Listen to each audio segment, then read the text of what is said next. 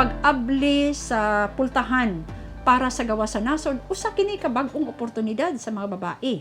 In the event kung makatrabaho siya, naa siya economic contribution sa family. In the event, also na po siya economic contribution sa nasod. Tanaw nato ni siya nga usa ka oportunidad, no, sa atong mga babae, at the same time also liability. Sa pagkakaroon, aduna kitay about almost 240,000 ka mga OFW. Dili lang yun sa Davao Region, okay? Nakita nato nga ang pinakadaghan yun diri mao ang tawag to mga kababayin-an. Naka-cater ta from 2016 to 2020 og 1,494 OFWs, distressed, undocumented, and returning. Majority of them are mga babae gyud, no? So which is 1,106 and 388 lang ang mga kalalakihan.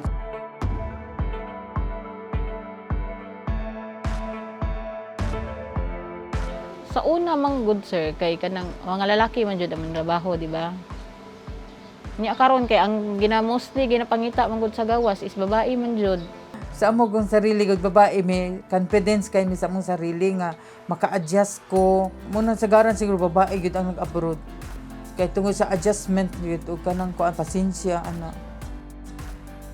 Nagpuyo ko sa una nga ang atop matulog mi sa una sa kong anak. Mutindog patawan mi kay manguha pa ko kanang palanggana para isalo sa tubig sa kanang tubig ulan para makatuog lang mi.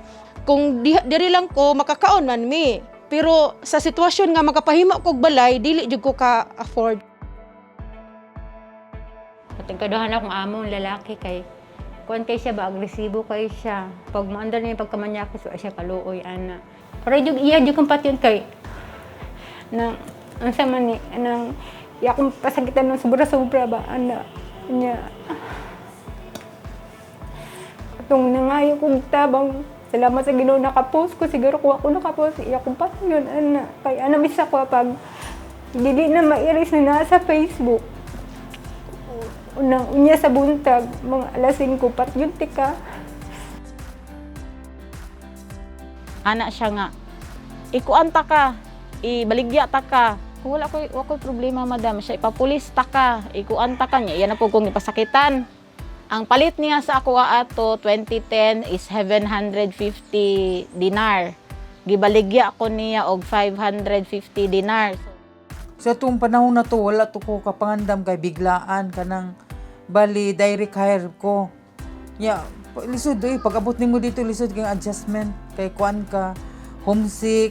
Nabigla nung ko, gaya ko nagtarong pananghid, bisan diri sa akong mama, kay muhilak man. Yes, akong anak, ako po ang muhilak. Kung mananghid ko sa akong anak, ako po ang muhilak.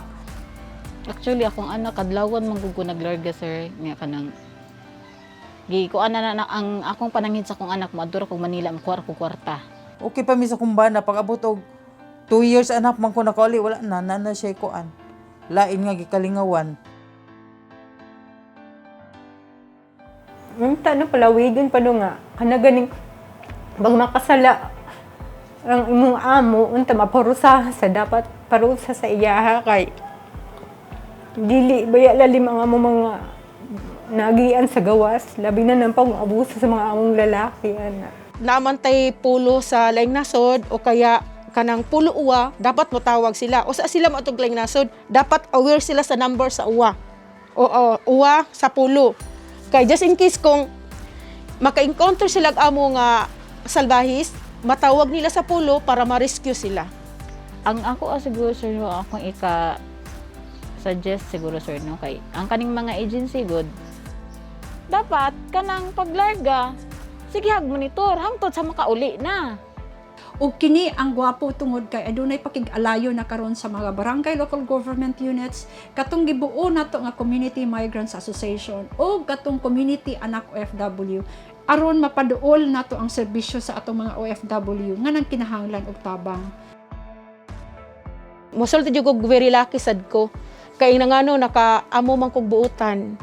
Kung trabaho, panahon sa trabaho gid ta. Kung mingawon ka, basta makapadala na ka, murag mawala mong kamingaw.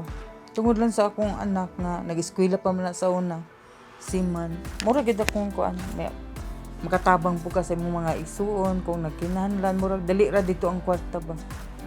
o sa 4 years na akong pagpaningkamot sa laing nasod, sir, na ako'y balay sa Sigaboy, sir, nga kapunra jud ko, sir, mga 400,000 dito siya nga balay. Hantod karon tindog gyapon kay concrete man.